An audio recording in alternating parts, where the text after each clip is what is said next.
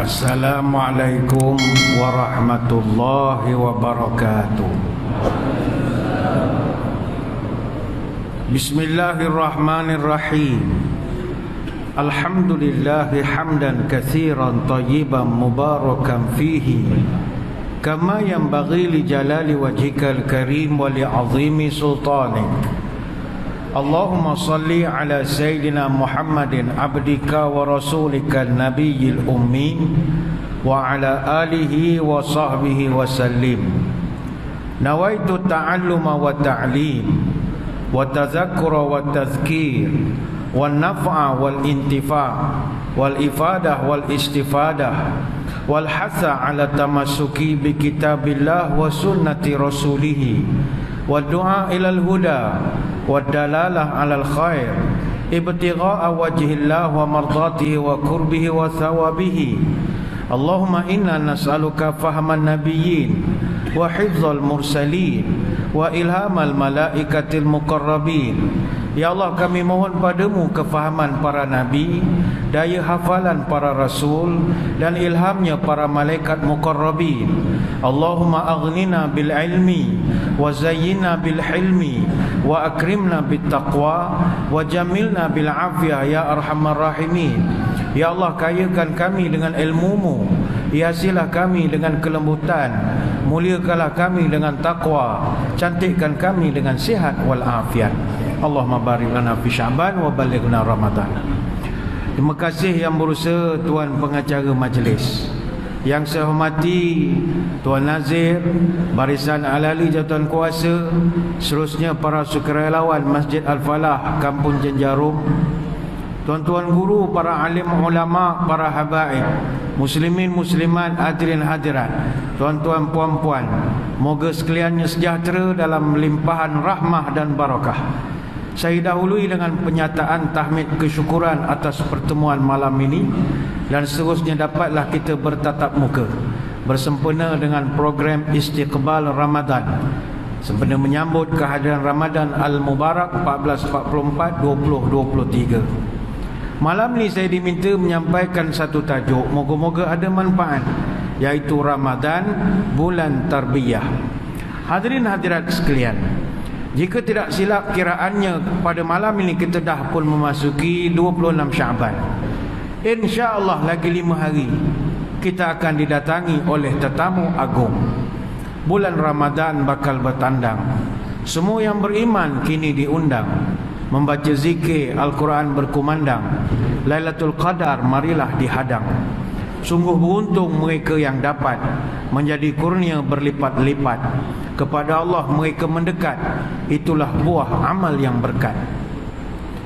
Memasuki penghujung Sya'ban dan bertemu dengan bulan Ramadan, ayuh kita persiapkanlah diri untuk mendulang pahala sebanyak-banyaknya. Sebab itu tanda orang beriman, kata Imam Abu Bakar Az-Zur'i, mereka ini sentiasa bersiap siaga, khususnya bila nak menyaut seruan daripada Allah. Apatah lagi bila turun perintah, ya ayyuhalladzina amanu, wahai orang-orang beriman. Ini semboyan, panggilan. Oi, mari semua. Ini panggilan. Yang memanggilnya bukan calang-calang, Allah. Maka bila panggilan ini telah dikumandangkan, maka sifat orang beriman, dia mesti buat persiapan. Jangan jadi sampai at-tahawunu bil amri idza hadara waqtuhu. Apabila kewajipan telah datang, masih dia belum bersiap menjalankan kewajipan itu. Ketidaksiapan seseorang adalah salah satu tanda dia meremehkan perintah. Sebagai contoh, solat. Kita nak semayang, kita buat persiapan. Bahkan sebelum azan berkumandang, orang beriman sudah pun bersiap. Kata Sufyan bin Uyainah rahimahullah, janganlah engkau menjadi seperti hamba yang berlagak sombong, tidak datang ke masjid kecuali hanya dipanggil. Maka datanglah sebelum azan dikumandangkan. Sampai begitu salafus salih, begitu halus perasaan mereka. Sebab itu selama 40 tahun Sa'id bin Musayyib rahimahullah, dia mesti berada dalam masjid sebelum azan dikumandangkan. sebagai simbol preparation sebelum datang kewajipan. Sama juga dengan haji, kita buat persiapan sebelum berangkat daripada haji. Maka di dalam Ramadan yang bakal bertandang kurang lebih 5 hari lagi, ayo buat persiapan. Cuma pada malam ni kita ingin membincangkan bagaimanakah Ramadan boleh dilihat sebagai satu bentuk tarbiyah oleh Allah kepada kita. Pertama, mari kita melihat apakah matlamat utama puasa Ramadan. Apakah main objektifnya? Setiap perkara dia mesti ada main objektif. Kita kalau mengarang surat, buat permohonan apa sajalah, kewangan apa saja, yang orang paling nak tahu sebelum meluluskan sesuatu, apa objektif utama benda itu diwujudkan. Dalam konteks Ramadan, main objektifnya adalah takwa. Itu objektif paling utama. Kalau kita rujuk dalam Quran, Allah sendiri menyebut, ya ayyuhalladzina amanu kutiba alaikumus siyamu kama kutiba alal ladzina min qablikum la'allakum tattaqun. Wahai orang-orang beriman. Mana panggilan untuk kita? Maknanya orang yang malas puasa, tak suka Ramadan, dia tak termasuk dalam panggilan ini. Maka kita dikecualikan daripada senarai orang beriman kalau kita tak berminat dengan Ramadan. Ini hanya dipanggil kepada yang terpilih saja. Ya ayyuhalladzina amanu, wahai orang-orang yang percaya kepada aku, kata Allah, telah diwajibkan kepada kamu berpuasa sebagaimana telah diwajibkan juga kepada umat-umat sebelum kamu. Apa sebab? Di hujung itu Allah Ta'ala sebut la'allakum tattaqun. Ini surah Al-Baqarah ayat 183. Saya ingin berkongsi pada malam ini tentang beberapa terjemahan yang bagi cara peribadi saya melihat terjemahannya kurang tepat. Apabila ada di kalangan orang yang membaca ayat ni dengan terjemahan, wahai orang beriman, diwajibkan atas kamu berpuasa sebagaimana diwajibkan kepada orang sebelum kamu, la'allakum tattaqun, itu diterjemahkan mudah-mudahan kamu bertakwa. Ada penceramah yang terjemahkan semoga kamu bertakwa. Malam ni kita nak melihat, benarkah perkataan la'alla itu bermakna mudah-mudahan? Apa makna la'alla? Banyak sekali ayat Al-Quran yang memuatkan kata la'alla. Ada 114 kali direkodkan dalam Al-Quran. Perkataan la'alla ini digunakan dalam pelbagai bentuk. Kemunculannya juga berbeza-beza. La'alla disebut 3 kali, la'alli disebut 6 kali, la'allana disebut sekali, la'allaka 2 kali, la'allakum 59 kali, la'allahu 3 kali. Biasanya dalam terjemahan yang kita biasa dengar, kalimat la'alla ini dialih bahasakan menjadi semoga, ataupun mudah-mudahan, ataupun supaya, ataupun agar. Namun sebenarnya hadirin hadirat sekalian, konteks ayat la'allakum tattaqun adalah pernyataan eksplisit daripada Allah. Maknanya begini, kata Ibnul Athir, kalimat la'allakum tattaqun itu kurang tepat kalau diterjemahkan menjadi semoga kamu bertakwa. Tetapi yang paling tepat adalah diterjemahkan supaya kamu pasti bertakwa. Itu beza. Atau kalimat yang semaknanya atau senada dengannya. Maknanya Allah Ta'ala menyebutkan melalui puasa Allah jamin pasti engkau jadi orang takwa. Kalau bahasa Inggeris dia bukan hopefully, dia bukan perhaps, dia bukan perchance, tetapi definitely. Definitely. Bahasa kita confirm lah. Artinya kita terjemahkan, wahai orang beriman, puasalah kamu sebagaimana diwajibkan kamu berpuasa sebagaimana telah diwajibkan kepada orang sebelum kamu, dan kamu kalau lakukan itu pasti kamu bertakwa. Cuma bagaimana nak takwa itu ada syarat-syaratnya. Sama juga tattaqun. Perkataan tattaqun ini adalah kata jadian daripada kata dasar waqa.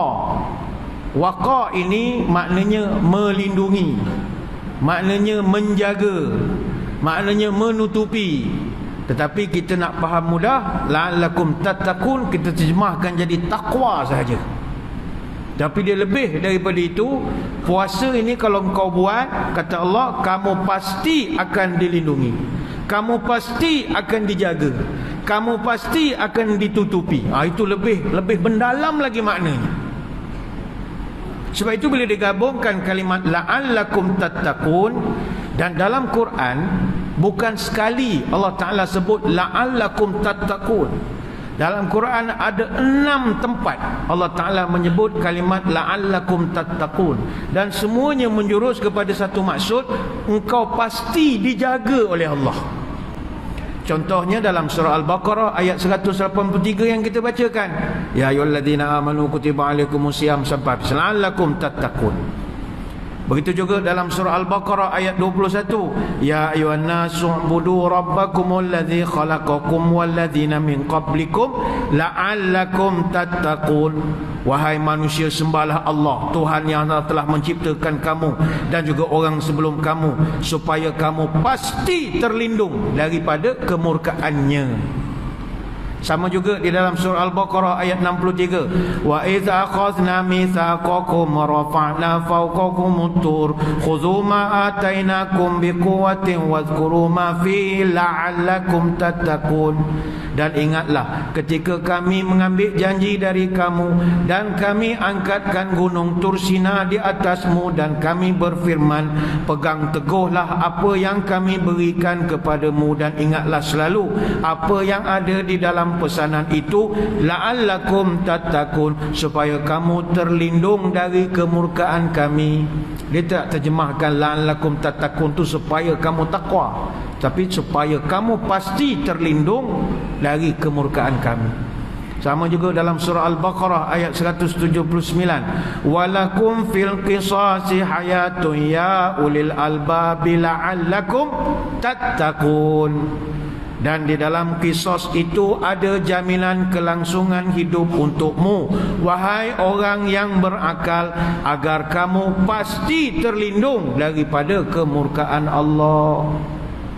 Sama juga disebutkan dalam surah Al-An'am ayat 153. Disebutkan juga dalam surah Al-A'raf ayat 171. Ini saya bagi homework lah ke tuan-tuan, bacalah sendiri ayat-ayatnya ya. Artinya, apabila Allah Ta'ala sebut, aku suruh kau puasa, kalau kau ikut law, undang-undang dia, kau pasti akan jadi orang takwa. Confirm, bukan mudah-mudahan, bukan moga-moga. Tidak, tak ada doa-doa dah, memang confirm. Dan untuk ibadah puasa saja secara khusus lagi, Allah berikan lagi penjelasan tambahan dalam ayat lain, la'allahum yattaqun, iaitu sebahagian daripada ayat, summa atimmu siyama ilal lail wa la tubashiruhunna wa antum akifuna fil masajid tilka hududullah fala taqrabuha kadzalika yubayyinullahu ayatihi linnasi la'allahum yattaqun. Dan hendaklah kamu sempurnakan puasa itu sampai datangnya malam. Janganlah kamu campur isteri kamu sedang kamu beriktikaf dalam masjid. Inilah ketetapan aku, ini undang-undang aku, kata Allah. Maka jangan kamu dekati. Demikianlah Allah menerangkan ayat-ayatnya kepada manusia, la'allahum yattaqun, supaya mereka terlindung dari kemurkaanku. Sebahagian ayat 187 surah Al-Baqarah. Maka hadirin hadirat sekalian, puasa Ramadan sememangnya merupakan tarbiyah Allah untuk mengembalikan kita kepada sifat ketakwaan.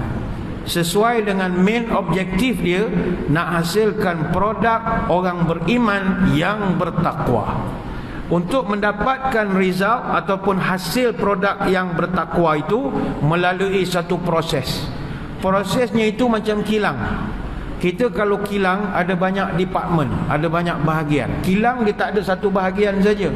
Kita ambil contoh kalau kilang kereta. Saya biasa ceramah kalau kilang kereta, kilang Pro 2. Kilang lain belum sampai lagi. Kalau Pro 2 tu terkenal lah, dia punya produk-produk Pro 2 ni begitu masyhur sekali lah.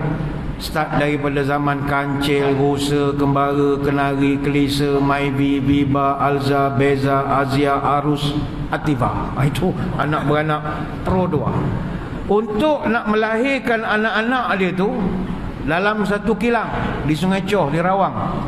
Jadi dalam kilang dia itu, dia tak ada satu department saja, dia ada banyak department. Dia ada stamping, ada department body assembly, ada painting, ada engine and transmission, ada trim and final assembly, ada unit pemasangan tayar. Setiap bahagian atau unit ini dia buat kerja dia masing-masing nak mencipta satu produk, sama ada namanya Ativa, Arus, Azia, Beza, Alza dan berbagai-bagai lagi. Maka end produknya dapatlah produk yang berkualiti. Dan kalau Pro 2 saya nak kongsikan dengan tuan-tuan, ni antara kereta yang berkualiti. Bukan iklan ni, tidak, nak cerita saja. Dia kalau Pro 2 ni dia dapat nilai purata DPU, dia panggil defect per unit. Mana kecacatan satu unit untuk PGM Pro 2 Global Manufacturing Sdn Bhd 0.1. Ini kualiti tinggi. Maknanya satu kecacatan dalam setiap 10 kenderaan yang dia pasang. 10 kereta, satu cacat. Baik tu jarang jumpa kereta Pro 2 rosak tepi jalan, jarang. Brand lain tak payah sebutlah, kan kena saman pula. Asyik menyandar tepi jalan. Wah, kalau Pro 2 Myvi tu king betul, king dia panggil. Orang panggil king lagi. Nak Myvi biru, king betul. 0.01, maknanya 0.1. 10 kenderaan, satu kecacatan. Ada mereka sekarang nak lawan Jepun. Kilang-kilang di Jepun, sebagai contoh di Toyota 0.01 DPU. Maknanya satu kecacatan dalam 100 kenderaan. Lagi berhalus lagi dia orang punya cara kerja. Tapi kesempurnaan tak ada. Takkan mungkin 100% sempurna. Apa sebab? Kerana yang sempurna hanya dia. Allah je yang sempurna. Makhluk cerdik macam mana pun mesti ada skru tercabut satu, mesti ada longgar juga. Yang sempurna dia. Jadi balik kepada cerita Ramadan tadi. Ramadan ni dia ada banyak department. Dia ada department of puasa, department of tarawih, department of sahur, department of imsak, department of tadarus, macam-macam department. Gabungan daripada department yang pelbagai baru membentuk produk kita. Kalau kita ikut satu department saja, puasa je, tak jadi produk yang bagus, cacat lah.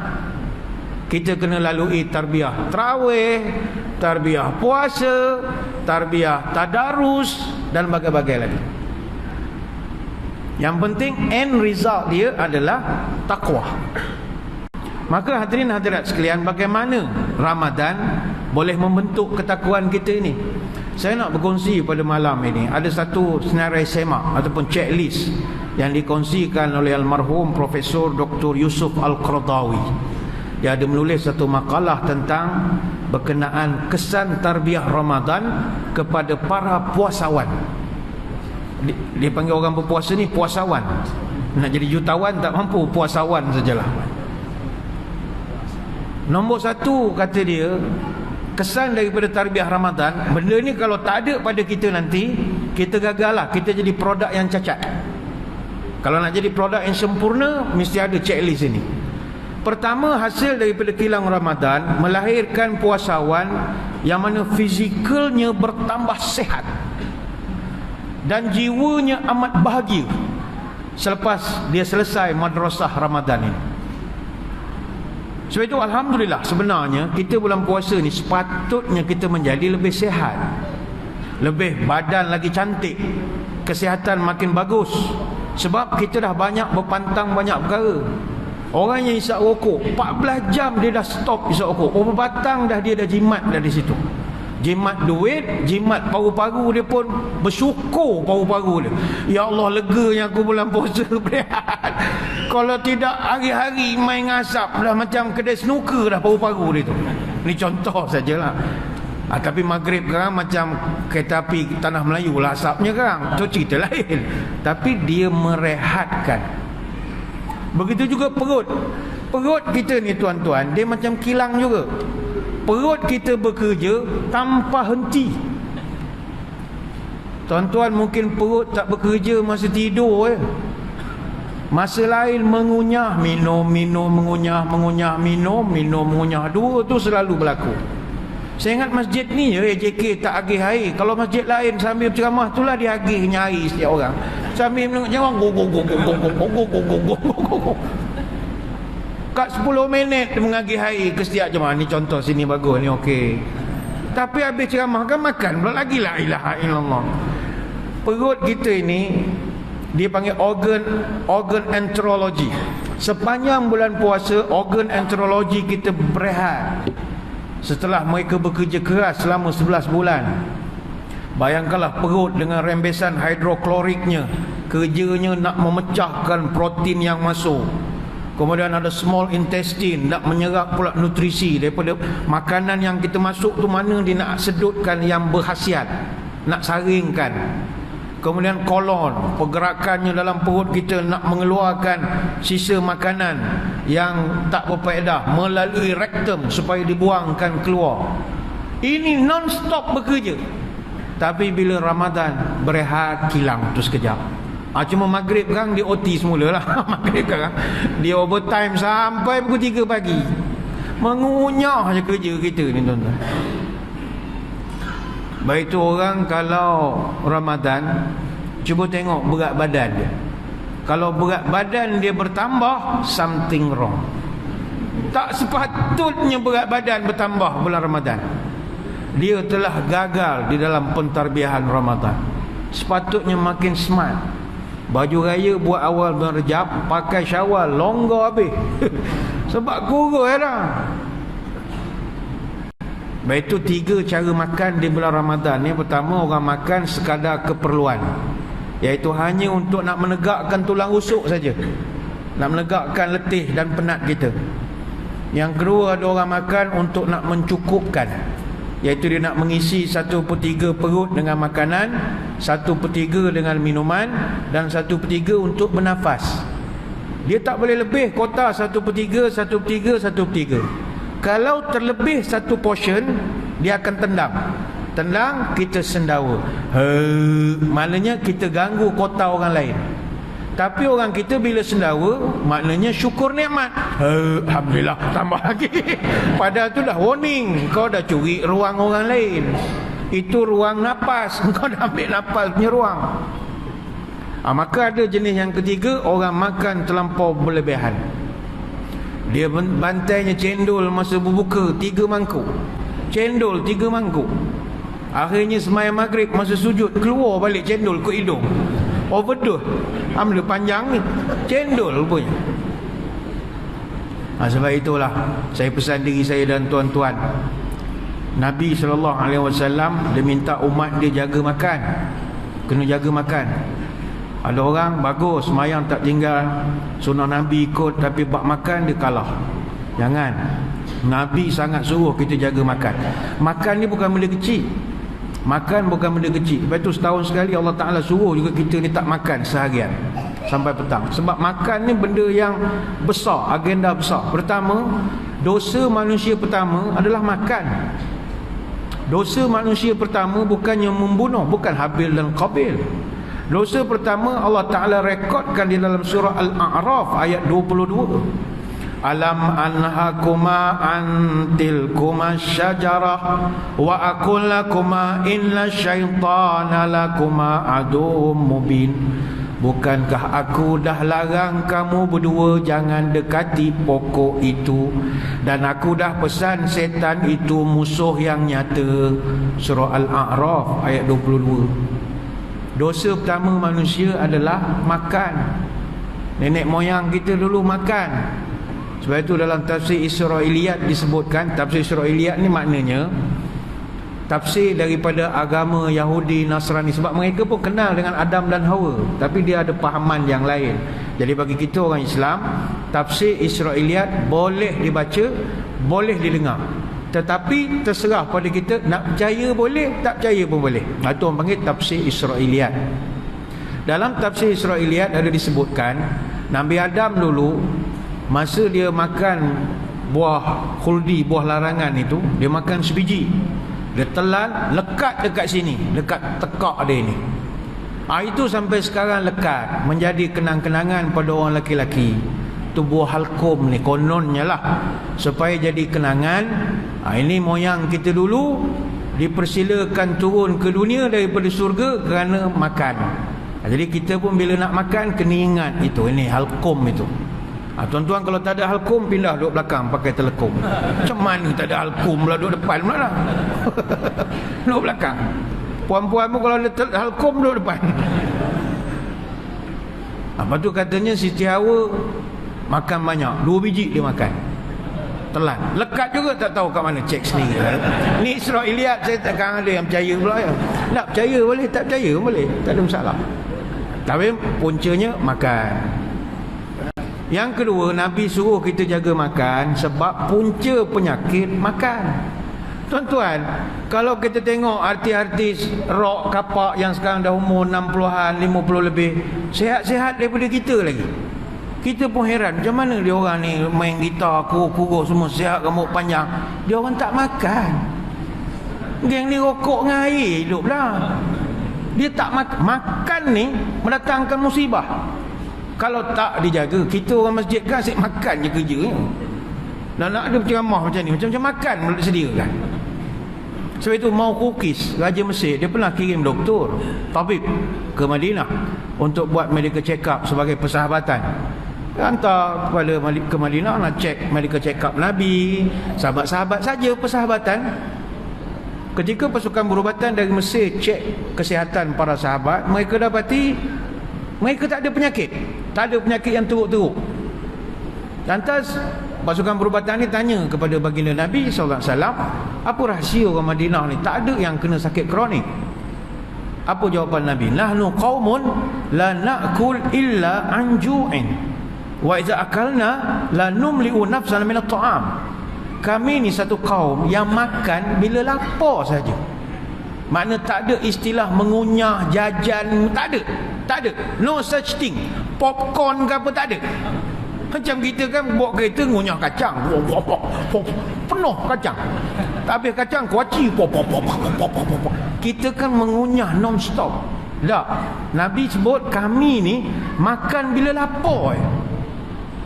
Dan wa idza akalna, dan bila kami makan, la numli'u nafsana min at-ta'am, kami takkan penuhkan badan kami ni dengan makanan. Mana makan sekadar makan saja. Sehingga kan dalam pasal pengharap ada menyebut al-ma'idatu baitud da' wal himyatu ra'sud dawa wa ati kulla badanin ma'awatahu. Perut ini adalah sarangnya penyakit. Berpantang adalah raja segala ubat. Dan berikanlah kepada perutmu apa yang dia biasa saja. Jangan makan yang luar daripada kebiasaan. Sebab itu saya nak berkongsi pada malam ini kajian daripada Kementerian Kesihatan. Sekarang ini masyarakat kita ramai menghadapi risiko penyakit berbahaya ataupun penyakit kronik yang tidak berjangkit, dia panggil non-communicable diseases. Dan ini agak berbahaya. Penyakit-penyakit ni penyakit yang bukan berjangkit. Contohnya penyakit-penyakit kardiovaskular, penyakit jantung, saluran darah tersumbat, stroke, tekanan darah tinggi, hipertensi dia panggil, ataupun hyperkolesterol, kolesterol tinggi, kencing manis, barah ataupun kanser. Ini semua bukan penyakit berjangkit. Dalam masjid kita ada orang yang kena kanser. Tuan-tuan duduk sebelah dia, balik kan tuan-tuan tak kena kanser. Kenapa kena? Saya rasa berjangkit lah. Program malam tu saya pergi, dia tu memang ada kanser. No, kanser tak berjangkit. Tiba tuan balik sakit jantung. Apa sebab tiba-tiba kena? Tak tahulah. Aku rasa pakcik sebelah aku tu dia ada jantung sakit. Aku yang berjangkit. Ini bukan COVID. Penyakit-penyakit itu dia dapat kerana amalan gaya hidup. Dia bukan kerana berjangkit. Amalan gaya hidup. Jantung, kencing manis, angin ahmar, kanser, darah tinggi, gagal buah pinggang, rosak paru-paru, penyakit tulang, itu semua lifestyle. 8.7 juta rakyat Malaysia tak makan sayur, tak makan buah. 7.2 juta rakyat Malaysia tidak menjalankan aktiviti fizikal yang sepatutnya.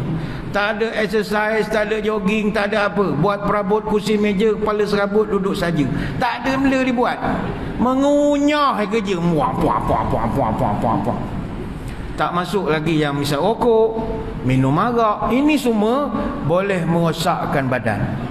Sebab itu laporan kesihatan dan mobiliti kebangsaan merekodkan 5.6 juta rakyat Malaysia umur 18 tahun ke atas dah mengalami masalah berat badan.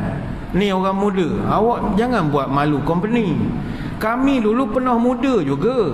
Tuan-tuan, kita muda umur 17-18, badan solid tuan-tuan.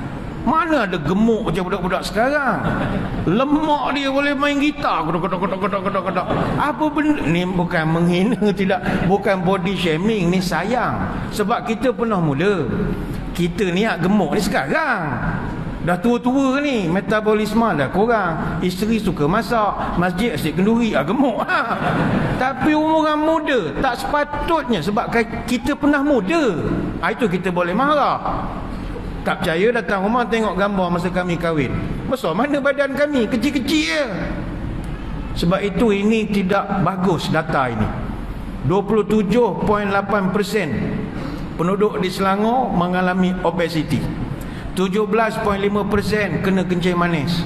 30.3% kena darah tinggi. 28% ada masalah jantung. Kita seolah-olah tidak amanah kepada badan kita sendiri. Apa sebab? Sabda makan tak ada jagalah. Itu sebab Ramadan ini dia datang tarbiyah kita. Ente mesti mau jaga makan tau. Bere boh jaga makan. Tak benarkah kita jaga makan? Ayat ini saya ingat kita akan lebih detailkan kemudian. Sebab sebentar lagi rasanya akan masuk waktu solat fardu isyak. Jadi kita beri laluan dulu kepada azan isyak. Dah sempatlah Bilal untuk buat persiapan. Jadi tuan-tuan semua jangan ke mana-mana. Kita akan kembali lagi selepas ini.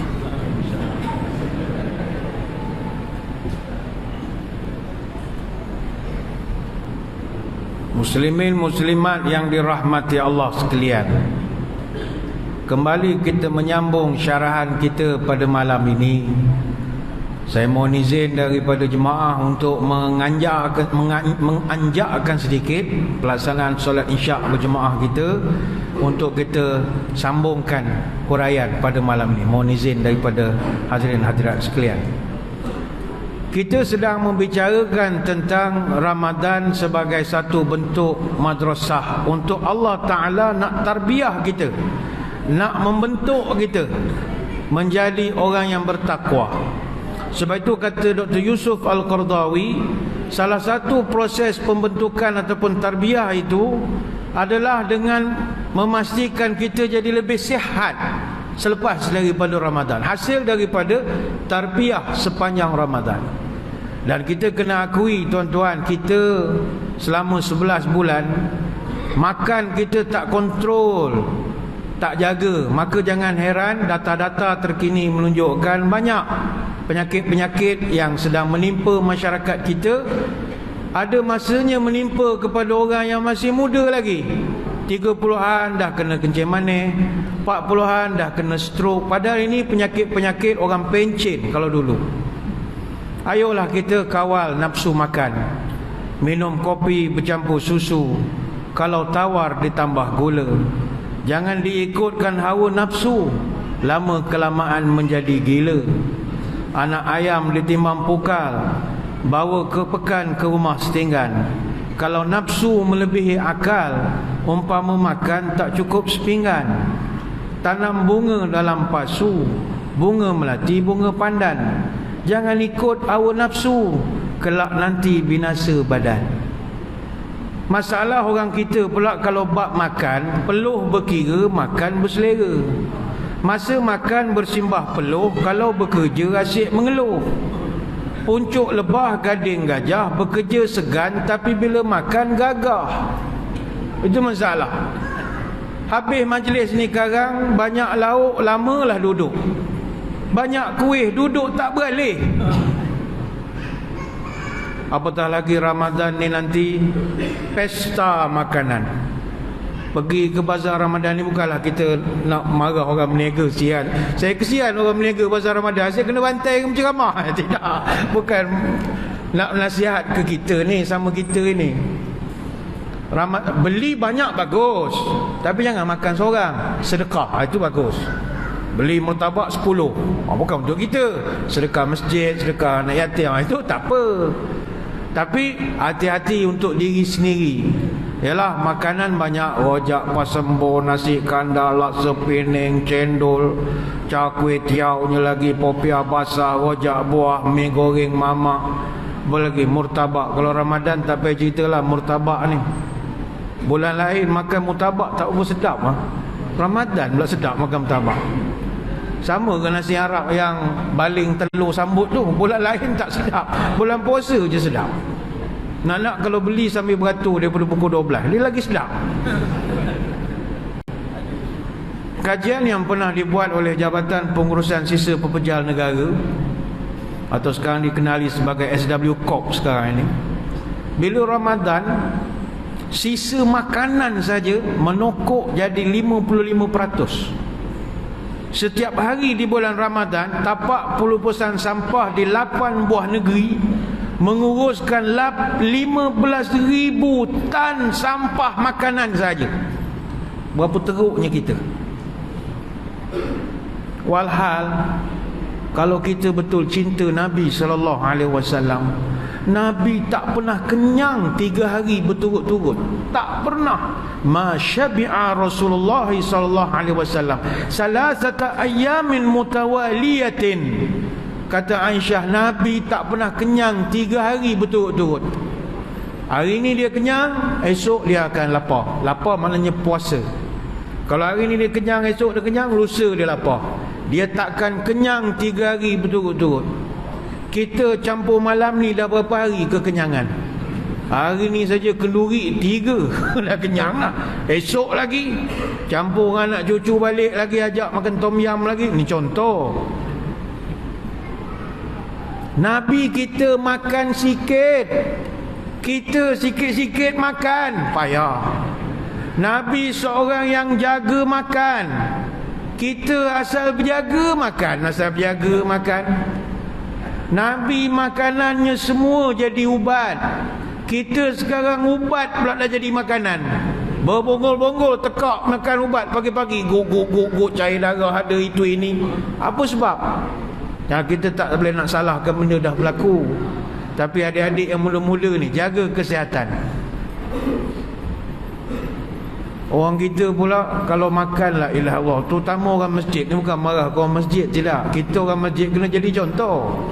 Patutnya di masjid ni kena sediakan alat gimnasium. Biar orang bukan Islam, kawan-kawan kita di luar tengok, orang masjid ni smart-smart badan dia lah, tough, semuanya fit. Apa sebab? Datang ada exercise. Ini datang semua keluar pagar gitu. Ni bukan masjid sini, tempat lain. Ada masa masjid hidang kambing. Wow, kalau makan kambing bakar, jemaah punya makan berminyak-minyak mulut ni. Semua mata tutup sebelah dah. Oh, masuk surga dah kita hari ni. Makanan sunnah, Masya Allah. Oh, dia makan kambing tu rasa masuk surga. Orang tak masuk surga makan kambing lah. Orang masuk surga semayang. Ada kau masuk surga makan kambing? Makan ayam pun masuk surga juga. Tuan-tuan, jangan sebut makan kambing bakar tu sunnah. Jangan. Kita benda tak tahu, buat tak tahu. Jangan buat tahu. Kena ada dalil. Kalau kita nak kata, hari ni kambing bakar Ustaz, ni sunnah Nabi, jangan petik nama Nabi. You nak makan, makan lah. Jangan petik nama Nabi. Terutama orang kalau nak meniaga kambing bakar, jangan, ini makanan sunnah. Jangan, tak boleh begitu. Benarkah Nabi makan kambing bakar? Ini kena banyak dikaji lagi. Kata Anas bin Malik radhiyallahu anhu, ini pembantu Nabi, khadam Nabi, lama dia jaga Nabi. Kata dia, ma'akalan Nabi sallallahu alaihi wasallam khubzan muraqqaqan wala syatan masmutatan hatta laqi Allah. Saya jaga Nabi, saya tahulah Nabi tak pernah makan roti yang empuk. Roti lembut tu dia tak pernah makan. Tak mampu nak makan. Dan tak pernah juga syatan masmutatan, Nabi tak makan kambing dipanggang sampailah dia wafat. Saya tak pernah tengok dia makan. Hadis riwayat Imam Bukhari. Mana nak makan kambing, makanlah. Mungkin Nabi makan yang ada berkuah atau bentuk-bentuk yang lain. Jangan asal kambing, oh ini sunnah. Makan je lah. Lepas tu bila orang tak makan kambing, macam orang tu masuk neraka pula. Tak makan kambing, astaghfirullahalazim. Apa benda ni tuan-tuan? Makan je pun. Dia dengar tu tak makan kambing, astaghfirullahalazim. Istighfar, apa benda? Istighfar. Hal makan je pun. Nabi pun makan ayam juga. Macam kita ni habis majlis kan, saya tak tahulah masjid apa hidangan diberikan, tapi makan biarlah kita jaga. Tuan-tuan, makan ni dia ada kalori. Saya ni bukan orang kesihatan sangat, tapi prihatin dengan melihat pada anak-anak muda sekarang yang makin gemuk-gemuk ni. Kari pap kalau kita makan sebiji itu 130 kalori. Nasi lemak komplit itu 644 kalori. Telur goreng sebiji itu saja dah 110 kalori. Roti canai kosong sekeping tak ada kuah 200 kalori. Roti telur sekeping campurlah dal sepiring itu 414 kalori. Teh tarik segelas 83 kalori. Kalau sehari kita minum 4 cawan sehari, sama macam makan nasi 1,5 mangkuk. Makan tak ada masalah, janji keluarkan balik. Lelaki dewasa perlu 2,250 kalori sehari. Wanita dewasa perlu 1,800 kalori sehari. Maka kalau dah makan lebih kotak, tak ada masalah, keluarkan balik. Bagaimana caranya? Exercise. Senama itu masjid mesti ada treadmill. Treadmill hilang esok. Kayuh basikal tu lah, gym rakyat tu mesti mau ada. Untuk nak bakar 100 kalori, kita kena buat exercise. Antaranya brisk walking. Brisk walking ni berjalan laju 100 langkah seminit. Berapa lama kita nak berjalan untuk bakar 100 kalori? Kita kena berjalan 30 minit. Kalau kita memilih untuk nak jogging 15 minit boleh bakar 100 kalori. Maknanya sebiji kari pap kita makan kena berlari 15 minit baru hilang tenaga dia. Kita makan lemang sepotong itu 200 kalori. Maknanya tuan-tuan, kalau makan sebatang lemang, tuan-tuan kena berlari dari sini sampai dengkil, baru hilang dia punya kalori dia. Bila tak dibakar atau dikeluar, itu yang perut macam tayar tu. Macam tayar. Ingat, kita orang beriman kena berazam kuruskan badan. Minta maaf kalau ada yang badan berisi-berisi, saya buat tak nampak sajalah. Nabi sendiri, ni Nabi sallallahu alaihi wasallam, dia tak suka orang badan gemuk-gemuk ni, dia tak suka. Nabi tak suka. Bahkan Nabi sendiri suruh berhati-hati akan kemunculan sekelompok umat pada akhir zaman nanti. Summa yakunu ba'duhum qaumun yashhaduna wa la yustashhadun wa yakhununa wa la yu'tamanun wa yunziruna wa la yufun wa yadhharu fihimus simanu, kata Nabi. Nanti akan datang satu kelompok orang sesudah kamu yang mana mereka ini tak dapat dipercayai penyaksiannya. Mereka kalau jadi saksi dia tipu. Kalau diberi amanah dia akan khianat. Kalau dia bernazar dia tak akan tunaikan nazarin. Sahabat tanya, apa rupa orangnya tu, ya Rasul? Kata Nabi, wa yadhharu fihimus siman. Kebanyakan orang macam tu badannya gemuk-gemuk, kata Nabi. Ini hadis riwayat Bukhari dan Muslim. Jadi tercabar kita sebagai orang beriman yang sayang Nabi. Kalau hari ni badan kita lebih daripada had yang sepatutnya, jom jadikan Ramadan tarbiyah untuk kita kembali ke berat badan yang ideal. Bukan sebab nak nunjuk dalam sosial media. Ada setengah orang dia suka share, dia berlari berapa pusingan ambil gambar, berapa pace, berapa pusingan, berapa lantak dia lah. Niat dia kita tak tahu. Boleh kayuh basikal ambil gambar. Kayuh basikal tak ada masalah, tak payahlah pakai seluar ketat, geli betul lah menengok. La ilaha illallah. Laki perempuan serupa je. Hilang Fatihah kerana Allah, hilang ayat sekejap. Tunggu kat traffic light, dia duduk tepi ramai-ramai bersusun. Tak payahlah pakai ketat sangat. Tak memandang, kan tak nampak pula lampu hijau tu kan, jadi serba salah kita. Bukan nak menengok sangat. pakailah yang senonoh. Senonoh. Exercise. Ni puasa ni kita syukur pada Allah, kita nak berjumpa dengan Ramadan. Ini peluang untuk kita dapatkan berat badan yang ideal. Ini arahan agama kita. Ini yang pertama pesanan Yusuf Al-Qaradawi. Tarbiyah dari sudut kesihatan kita. Yang kedua kata dia, Ramadan ini dari segi tarbiyahnya adalah dia menjadikan kita ni tajam perasaan terhadap nikmat Allah.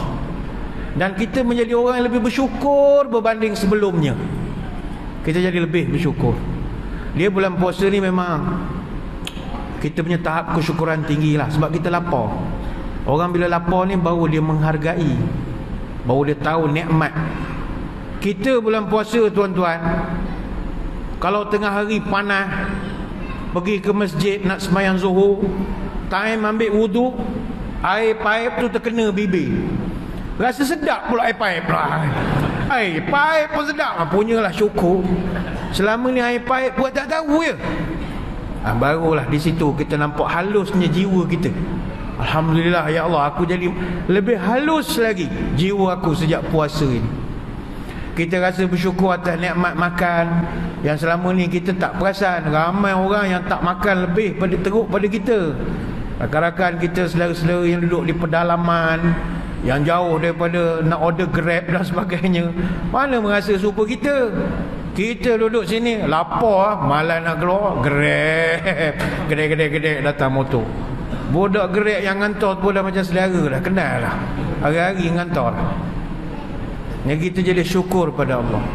Kemudian kepada pengendungan, pembawa rider-rider Grab ke Lalam Move ke apa, saya nak pesan, kalau tengah hari siang buta ada orang kirim hantar beli burger ke apa ke bawah pukul 2 petang, adik-adik beli, masa hantar tu berilah tazkirah sikit pada dia. Abang, sesungguhnya kita ni umat Islam ni diwajibkan berpuasa. Saya ni sangka baik mungkin untuk kak ke siapa yang tak puasa, tapi kalau abang ni saya minta jauh daripada bersubahat. Buat t-shirt siap-siap tulis tak puasa ke, tulis pada t-shirt ni, cadangan sajalah ya. Ada dia tanya, sebut salah lah ustaz, nak ambil job ke tidak? Dah mana kita tahu yang beli tu mungkin untuk anak dia, mungkin untuk isteri dia yang tak boleh semayang, kita mana tahu. Bukannya dia mengatakan dia tak puasa. Tapi kalau masa dia mengambil tu memang geng rumah orang bujang, buka lah t-shirt tu, tak puasa ke? Habis kuat daripada tumbuk muka kita. Sebab itu bila Ramadan ni kalau 30 hari, insya-Allah kita akan jadi tahu syukur kepada nikmat. Baik itu elok kita nak berbuka, sunat duduk depan makanan, dapat pahala. Apa sebab? Dia lagi syukur lagi. Biasa kan kalau pukul 7 kita dah siap hidangan, kita buat hal masing-masing, siram pokok, basuh kereta, pusing taman, pergi membawang rumah jiran, rugilah. Pukul 7 tu dah boleh duduk dah depan meja. Supaya bila kita melihat makanan yang kita prepare, yang mak kita masak apa semua, dia mendatangkan rasa dendam. Sedapnya. Jadi bila kita makan, ya Allah nikmatnya, air sirap Bandung, taruh pula soda macam-macam. Marvelous. Sur kata orang Penang, sur kata orang Penang. Dia ada nikmat. Jadi nanti nak berbuka duduklah awal sikit, sebelum azan tu duduk 5-10 minit sebelum maghrib. Jangan duduk lepas asar. Lepas asar duduk, angin pula perut tu, tengok laut. Baik tu kata Imam An-Nawawi, memang bagus nasihat daripada Imam Nawawi. Kata dia, orang yang beramal yang mana kerana dia amal tu kerana dia takut kepada Allah, itu tanda orang ini hamba Allah. Orang yang beramal kerana dia merasakan amalan itu adalah perintah Allah, ini orang yang berilmu. Orang yang beramal kerana mengharapkan fadilat, ini amalan orang saudagar. Orang yang beramal kerana nak mendapat ganjaran dan pahala, ini orang makam ihtisab, orang yang mengira tak salah. Orang yang beramal kerana takut azab Allah, ini orang yang takwa. Orang yang beramal seolah-olah kerana dia merasa Allah memandang dia, maka dia dah sampai makam ihsan. Tetapi orang yang beramal kerana syukur nikmat, Ini kemuncak amalan, iaitu ikhlas. Ikhlas ni kemuncak ibadah. Tuan-tuan kalau semayang isyak lepas ini kerana niat, kerana Allah, dan niat nak membalas segala nikmat, syukur, oh ini makam tertinggi sekali. Tuan-tuan bayar zakat, pergi kat lembaga zakat, bayar zakat. Ada orang dia bayar zakat sebab bagi dia kalau tak potong gaji apa semua salah. Ada setengah negeri dia buat enactment wajib potong gaji untuk kaki tangan kerjaan. Tapi ada orang dia bayar zakat itu sebab dia rasa ni aku nak tunjukkan syukur kepada Allah. Setahun Allah bagi aku sihat, umur pun okey, alhamdulillah. Dengan umur sekarang kesihatan pun alhamdulillah, makan selera lagi, buang air okey, tidur lena. Orang lain nak tidur makan ubat baru tidur, kita sambil dengar ceramah tidur daripada tadi, tersengut-sengut dengar ceramah. Nikmat. Jadi cara dia nak membayar segala nikmat yang Allah bagi, dia bayar zakat. Macam kita berpuasa, tarawih apa semua bukan kerana paksaan, tapi ya Allah, aku buat ni kerana aku nak ucap terima kasih banyak atas nikmat kau bagi aku sihat dan macam-macam. Kawan-kawan aku dah ramai meninggal, ya Allah. WhatsApp group daripada 20 orang dah tinggal 6 orang ya. Itu pun 4 orang keluar masuk hospital, tinggal aku je admin. Itu nikmat. Macam mana nak tunjukkan nikmat itu? Ibadat lah. Jadi orang yang beribadat kerana nikmat, kerana syukur nikmat, inilah mencapai tahap tertinggi ibadah. Dan mari kita, ibadah kita bulan Ramadan ni semuanya berdasarkan kepada syukur nikmat. Itu yang kedua. Yang ketiga, kata Yusuf Al-Qaradawi, kesan pentarbiahan Ramadan adalah kita merasa jiwa kita lebih bersih dan lebih ikhlas. Hati kita lebih ikhlas. Dia memang puasa ni Allah Ta'ala telah custom made lah untuk kita ini. Dia amalan yang paling ikhlas setakat ini. Tuan-tuan, tak ada amalan yang boleh challenge puasa. Puasa ni paling ikhlas. Semayang, haji, zakat, payah nak dapat ikhlas. Sedekah lagi payah nak dapat ikhlas. Puasa paling ikhlas. Apa sebab? Kerana puasa dia tak ada ukuran.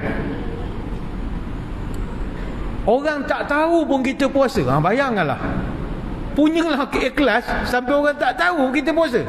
Nanti kalau puasa bulan Syawal selalu kita terkena kan, kawan-kawan di pejabat, kita mana tahu dia puasa tak puasa.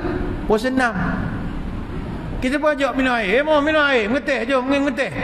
Kawan puasa, minta maaf banyak ganggu orang puasa. Kita tak tahu pun dia puasa. Apa sebab? Puasa adalah ibadah yang penuh keikhlasan. Dia payah nak diukur, payah nak diberi markah prestasi, payah sebab tak tahu. Macam sembayang, kita boleh ukur, boleh bagi markah prestasi. Wah ustaz, Mamat tu sembayang khusyuk ustaz. Cuba ustaz tengok. Macam mana ente boleh tahu dia khusyuk? Muka dia berkerut-kerut ustaz. Mana macam bersungguh sangat. Alhamdulillah. Allah. Wah, khusyuk. Pada ukuran kita yang tahu hanya Allah. Tapi itu khusyuk ustaz. Ustaz tengok yang belakang tiang tak khusyuk ustaz. Asal dia mana lampu cendelia. Tengok. Macam sembahyang masjid kita ni mana ngelengok lampu kena. Nasib baik lampu cendelia tuan-tuan ni tak ada warna-warni. Saya pernah pergi ceramah masjid, lampu cendelia dia boleh tukar color. Dia berpusing. Kejap merah, kejap biru, kejap warna pink. Bayangkanlah, jemaah sembahyang lupa rakaat. Sembahyang sunat tahiyat, berapa 3 rakaat dia sembahyang. Ada orang mengadu, ustaz, kami kadang sembahyang tak ingat aku sembahyang fardu ke sembahyang sunat. Ada sama, dia galik tengok lampu. Jadi kadang ustaz, orang tu tengok dia tak khusyuk ustaz, dalam tangan paras pusat bawah begitu ya, mata melilau begini-gini. Artinya orang boleh ukur sembahyang orang. Yang tahu hanya Allah. Haji orang boleh ukur. Ustaz ni haji mabrur tak, Pak Haji ni ustaz balik ni haji mabrur ni. Kenapa pula? Oh dia semangat betul ustaz. Bagus dia. Tawaf apa semua ikut disiplin. Time dia melontar ustaz, semangat dia melontar jamrah. Bismillah, Allahu Akbar. Macam ada setan betul dalam tu. Pada simboliknya. Dia baling tu macam ada setan betul. Allah, ya baling. Dia baling batu habis 7. Ambil selipar pula balik. Allahu Akbar. Dia kata ini memang mabrur lah Pak Haji. Artinya ada ukuran. Ustaz ni Haji mabrur, tak dapat lah mabrur ni. Tak ada lah. Apa sahaja mulut dia mengata ketabung haji siang malam. Bah lambat lah makan tak sedap lah itu ini. Kita ukur lah tak haji. Artinya orang boleh nilai. Zakat orang boleh nilai. Oh ini ikhlas, bagus lah dia Ustaz. Asal pula dia bagi zakat RM7 je, bagi 50, keep the chain. Bagus kan Ustaz. Datang, oh ini berkira betul seorang ni. Dia bayar zakat, dia tunggu belen 20 sen boleh tunggu juga. Artinya amil lebih kurang membawang juga. Puas mencari siling dalam beg. Mana nak mencari? Keep the chain je lah. Artinya ibadah yang lain ada ukuran. Puasa apa ukuran? Mana kita tahu? Sebab puasa ni adalah ibadah yang tak melakukan apa-apa. Kita pun tak tahu dia puasa. Takkan kita nak ukur puasa orang. Oh, Ustaz, puasa orang tu hebat. Asal 3 minit sekali beludah. Puh, dia takut tertelan kan, ada benda-benda manis-manis. Puh, meludah kerja. Tak, dia tak ada ukuran. Sebab itu ikhlas ini benda payah. Tapi Allah didik kita di dalam bulan Ramadan, dalam tarbiyah madrasah Ramadan ini, aku ajar engkau macam mana nak jadi orang ikhlas. Dan ikhlas ni memang benda payah. Kata As-Susi rahimahullah, al-ikhlasu faqad ru'yatil ikhlas. Ikhlas ini adalah orang yang hilang perasaan memandang dia itu ikhlas. Siapa merasa dia ikhlas, dia tidak ikhlas. Fa imman syahad min al-ikhlasihi fil ikhlas faqad ihtaja ikhlasuhu ila al-ikhlas. Siapa yang merasakan dia sudah ikhlas, maka keikhlasannya itu memerlukan kepada keikhlasan yang lain. Yang boleh rujuk kitab Tazkiyatun Nufus. Kan kita bila sedekah kadang-kadang kita rasa ikhlas. Masya Allah, ikhlas betul ni. Ada. Kalau kita rasa ikhlas, kita tak ikhlas. Ikhlas ini adalah dia tak rasa apa-apa. Macam mana nak contoh Ustaz? Ni contoh mudah. Ni minta maaf, contoh ni terpaksa dibawa sebab lebih mudah nak faham. Perbuatan kita yang paling ikhlas sekali adalah ketika membuang air. Masa buang air itu paling ikhlas. Tuan-tuan duduk termenung, buang hajat kita. Pernahkah kita terfikir ke mana perginya yang kita buang? Kita tak peduli pun. Lantak engkau lah nak berjalan ke mana-mana ke, mana ke bawah, aku pun tak peduli. Kita tak tahu dia ke mana, dan kita pun tak nak ambil tahu. Dan kita pun tak berkira-kira sangat lah, lantak ke lah, keluar ke apa ke. Dan tak ada sedih pun. Tak adalah rasa galak, Allah galak, semalam makan banyak, hari ni buang rugi. Tak ada. Lantak. Yang lantak itu ikhlas. Jadi kalau tuan-tuan boleh sedekah tanpa peduli pun dia nak buat apa dengan duit itu, itu makam ikhlas itu. Sebab itu penganjur tadi dia dah announce lah ni untuk program lah. Jadi dah kurang lah sikit tu. Kalau lagi bagus dia tak beritahu untuk apa. Itu paling ikhlas sekali. Kita bagi itu memang macam sain cek kosong je lah, tak tahu apa. Sebab itu kalau kita rujuk dalam Quran, ada satu surah namanya surah Al-Ikhlas. Apakah dia surah Al-Ikhlas? Qul huwallahu ahad. Tuan-tuan, dalam Qul huwallahu ahad cari perkataan ikhlas, tak ada. Biasanya Quran nama surah dengan ayat mesti ada kaitan. Watini wazaitun, watini was surah At-Tin. Al-Baqarah ke apa, Ali Imran, dia mesti ada ayatnya. Tapi surah Al-Ikhlas, di dalam surah Ikhlas tak ada perkataan ikhlas. Itulah gambaran keikhlasan. Sebab itulah untuk level orang yang berpuasa ini, kata Ibn Qudamah Al-Maqdisi dalam kitab Mukhtasar Minhajul Qasidin, level orang puasa ni dia ada 3. Level yang orang awam, orang khusus, khususil khusus. 3 level. Kita selama ni mungkin level awam. Orang awam ni, kata Ibn Qudamah, saumul umum fahuwa kafu batni wal farji an qada'i syahwah. Dia yang dia jaga sepanjang Ramadan perut dengan kemaluan saja. Artinya dia tak makan, tak minum, dan dia tak mengusik isterinya waktu siang hari. Itu saja. Tapi mulut dia, Masya Allah, luar biasa sekali. Masih lagi menipu, mencarut, masih keluar. Sumpah seranah, masih keluar lagi. Atas sikit, saumul khusus. Saumul khusus ni fahuwa kaful nazar wal lisan wal yad wal rijli was sama wal basar wasairil jawari anil asam. Dia dah mula bukan sekadar menjaga perut dan kemaluan, tapi menjaga seluruh panca indera. Mata dia tak tengok dah benda tak senonoh, telinga dia tak mendengar dah benda tak senonoh. Dia semua panca indera, bukan perut, mulut saja dah. Dia kontrol semua. Tetapi ada satu makam lagi, kedudukan yang paling tinggi, saumul khususil khusus, iaitu saumul qalbi anil himamid daniyah wal afkari wa mubaidati anillah wa kaffu amma siwah. Dia mula berpuasa hati. Hatinya dipuasakan daripada cita-cita remeh. Dia dah tak mengingat benda lain melainkan Allah. Puasanya itu, bahasa mudahnya, kalau tuan-tuan nak sampai level puasa yang tertinggi ni, dia dah tak masuk agenda memikirkan nak berbuka makan apa. Dah tak ada lagi dah. Macam kita yang puasa awam ini, ada cita-cita berbuka nak makan apa, dah beritahu isteri dah, aku teringat nak makan sekian-sekian. Artinya ada hajat lagi. Orang dah makam tinggi, dia dah tak kisah apa ada ya. Isteri dia masak apa boleh makan, buat apa pun okey, dia makan je. Dia dah tak jadi agenda kehidupan dia. Mungkin sekali-sekala orang ajak berbuka di luar, dia join lah, ikan bakar apa okey, tapi dia bukan agenda dia lah. Tuan-tuan, kalau tahun-tahun lepas dah ada tahap itu, dah tinggi dah makam tu, tasawuf dah tu, dah tinggi dah tu.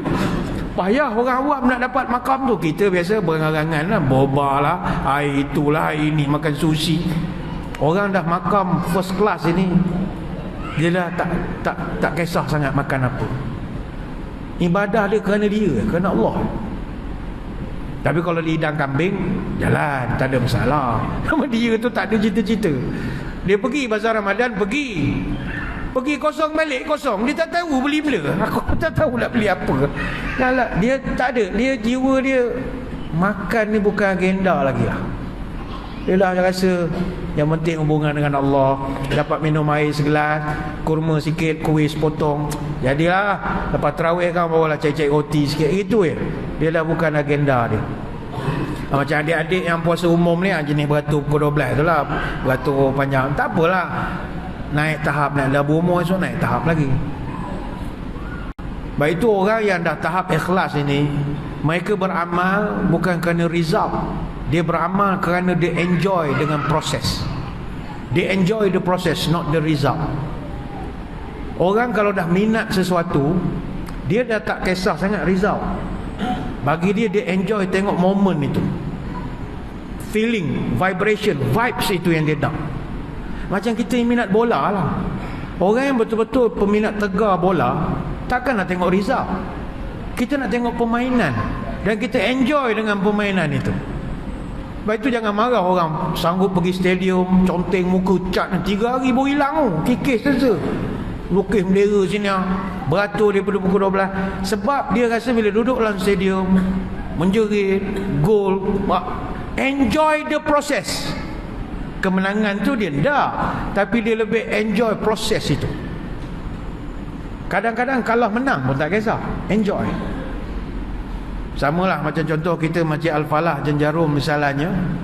Katalah tahun ni tuan-tuan ada rezeki lebih yang berhormat sponsor ke apa, kita buat pertandingan bola lawan Real Madrid. Panggil Real Madrid lawan di tempat kita, main kat Padang, kat kampung kita. Katalah tuan-tuan terpilih kesebelasan utama, sonok dah, sonok. Satu penghormatan lawan dengan Real Madrid. Dalam perlawanan tu pula kita ialah lawan Real Madrid, kalah 16-0. 16-0 kalah. Tapi adakah kita sedih? Tak. Sebab kita bermain itu dah satu penghormatan untuk kita. Apatah lagi mungkin ada kita yang berjaya gelecek Karim Benzema, berjaya ayamkan Sergio Ramos, berjaya tewaskan Keylor Navas. Tendang, pup, kena tiang. Keeper dah 50-50. Kita berjaya ayamkan dia, tapi sayang kita tendang tu kena tiang pula lah. Kalau tidak 16-1. Tapi walaupun kita kalah 16-0, kenangan tu manis untuk kita. Dan kita pula akan cerita ke anak cucu pula. Atuk dulu kau jangan main-main. Aku pernah ayamkan Karim Benzema kau main-main. Tapi bola kena tiang pula dah. Padahal tak gol pun. Dia punya megah. Sebab not the result, enjoy the process. Ini orang ikhlas. Dia enjoy dengan Ramadan. Kita boleh dapat makam itu insya-Allah dengan pentarbiahan yang sesuai. Sebab itu kata orang putih, success is a journey, not a destination. Kejayaan ni adalah sebuah perjalanan panjang. Dia bukannya sampai ke destinasi. The doing is often more important than the outcome. Kita buat proses, bangun pagi, sahur, pergi masjid, semayang. Proses itu yang menyeronokkan kita. Dan saya percaya kita sebenarnya rindu benda itu. Bagi orang yang beriman lah. Kalau tak beriman, aduh, puasa pula dah. Bagi orang yang enjoy, Allah, momen itu kita rindukan. Dia ada satu kemanisan. Macam kita pergi ke Mekah lah.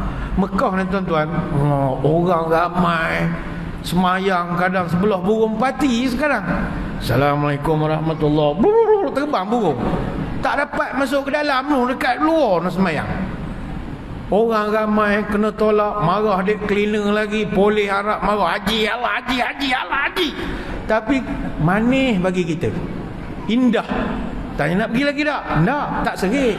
Walaupun kita guru silat, aku rasa nak terajang je polis ni. Tapi tak, kita akan pergi lagi. Sebab kita ada kemanisan iman. Itu bahasa hadisnya, kemanisan iman.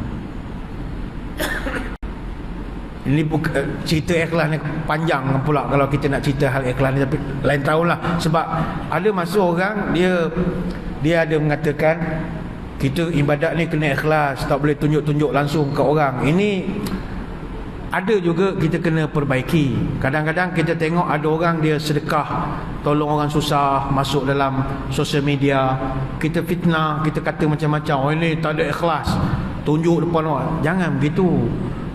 Ikhlas tak ikhlas bukan kerja kita untuk menilai. Ikhlas ni Allah yang menilai. We do the best, God do the rest. Orang nak nilai itu orang punya pasal. Nak ikut mulut orang, tak ada apa boleh buat lalu linga ni. Kan cerita Luqman Hakim menganak naik keldai, mana selesai masalah. Naik salah, turun salah, heret salah, pikul keldai pun salah. Apa yang kalau nak ikut mulut orang ni? Sebab itu dalam kitab Qawaidul Ahkam ada dinukil oleh Sulaiman Al-Ashqar dalam kitabnya Al-Ikhlas. Ada satu nasihat yang pernah diberikan oleh Sultanul Ulama Imam Izzuddin Abdul Salam. Dia mengatakan bahawa ibadat kita ni ada 3 kepada Allah. Pertama, ada amal ibadat yang disyariatkan untuk ditunjuk, tak boleh sorok. Ada. Ini tak boleh sorok. Apakah contoh ibadah yang tak boleh tidak, suka atau tidak, kena tunjuk? Antaranya azan. Nak sorok macam mana azan? Orang mesti dengar suara kita. Panggil Bilal, tolong azan. Saya takut riak lah. La ilaha illallah. Kalau kau takut, bila orang nak tahu waktu semayang? Oh iya ke? Kalau riak macam mana? Riak pun riak lah, panggil azan. Bukan masalah kita. Memang kena disum'ahkan, didengarkan. Apa lagi yang kena tak boleh tidak, kena tunjuk? Khutbah. Nak sorok macam mana khutbah? Kita duduk, innallaha malaikatahu yusholluna 'alan nabi. Bilal lah tengok tu. Ya, habis tu solat taslima. Semua nunggu, tak naik-naik khatib ni, mana naik tak naik lagi ni. Tiba-tiba assalamualaikum warahmatullahi wabarakatuh. Dia duduk belakang tangga. Tak nak tunjuk muka. Hoi khatib, naiklah. Saya takut tak ikhlas. Dah naik je lah. Kan riak pula dengan pakai jubah serban. Peduli apa? Memang kerja dia kena tunjuk. Ibadallah, innallaha ya'muru bil adli wal ihsan. Orang nak kata tak ikhlas, itu kau orang punya pasal lah.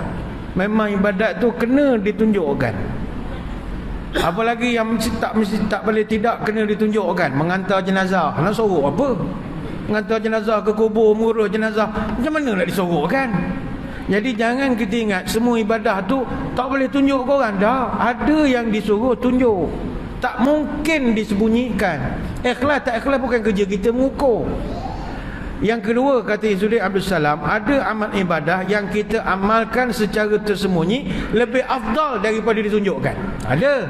Contohnya berzikir dalam solat, ketika rukuk, ketika sujud, afdal disorokkan suara daripada dinyaringkan.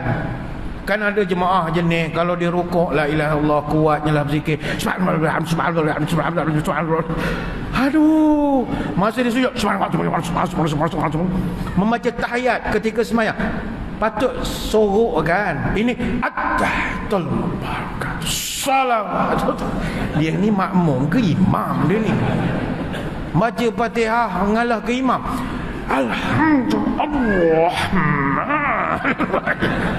Aduh, ada itu afdal disorokkan, jangan ditunjukkan. Dan yang ketiga, kata Izzuddin Abdul Salam, ada amal yang terkadang baik disembunyikan dan terkadang elok dinampakkan. Dia boleh pilih.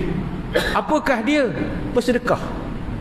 Bersedekah ada masa elok disembunyikan, ada masa elok ditunjukkan. Masa bila elok ditunjukkan?